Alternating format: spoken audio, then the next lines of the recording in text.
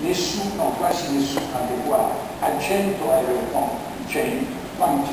Le province, perché è l'unico paese europeo che ha detto che ogni provincia doveva avere un aeroporto, un interporto e una università. È stata fatta questa.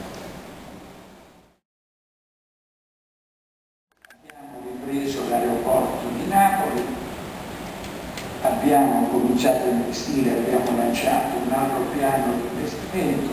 L'aeroporto di Napoli oggi, lo dico con orgoglio, pronto a essere smentito, è il più efficiente aeroporto d'Italia.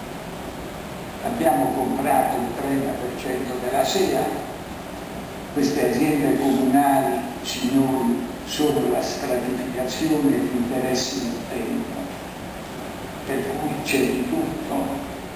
E la mattina molta gente quando si alza non si alza per dire come far funzionare la struttura, ma si alza per altri motivi, no?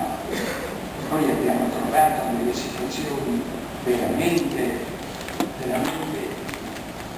diciamo, critiche, ancorché con un management che ha senz'altro un'educazione